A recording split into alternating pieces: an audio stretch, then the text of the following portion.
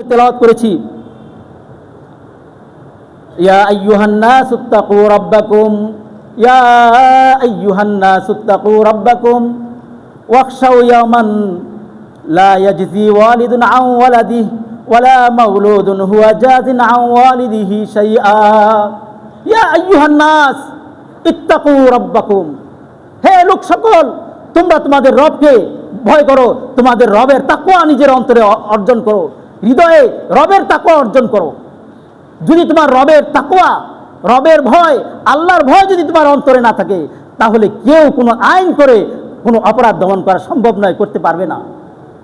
আল্লাহ তাআলার ভয় একমাত্র সম্ভব।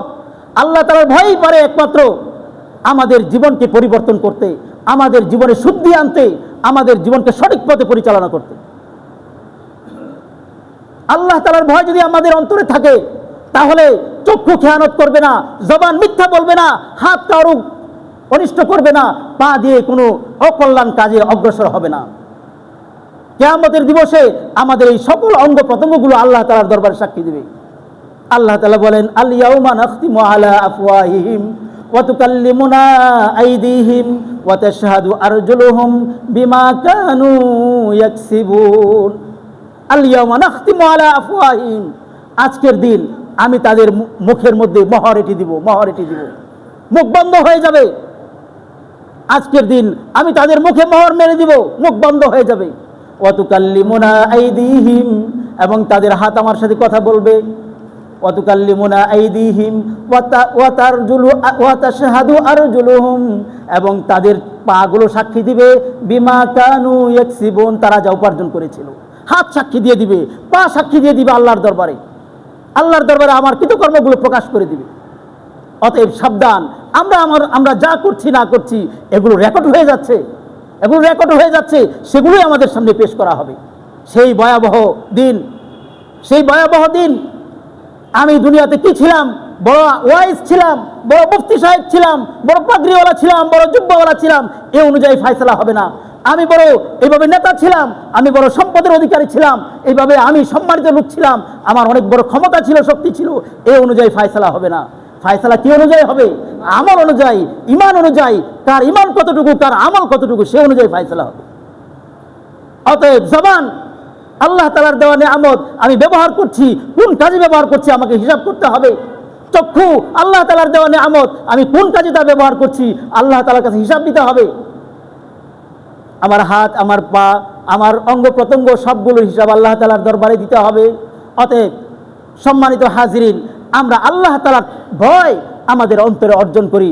আল্লাহ তাআলার ভয় ব্যতীত, আল্লাহ তাআলার ভয় ব্যতীত সঠিক পথে পরিচালিত হওয়া, দ্বীনের উপর পরিচালিত হওয়া, সকল অন্যায় অবিচার অনাচার থেকে মুক্ত থাকা, অন্য কোনো আইন দিয়ে, অন্য কোনো মতাদর্শ দিয়ে, অন্য কোনো মানুষের কথায় কাজে সম্ভব নয়। শুধুমাত্র সম্ভব এটাই যে আমার অন্তরে যদি আল্লাহ তাআলার ভয় থাকে। আল্লাহ তাআলার ভয়ই পারে আমাকে অন্যায় অবিচার থেকে রক্ষা করতে। এই আয়াতের অপর অংশে আল্লাহ তাআলা বলেন, ওয়াখশাউ ইয়াওমান, ওয়াখশাউ ইয়াওমান, এমন একটা দিনকে ভয় করো।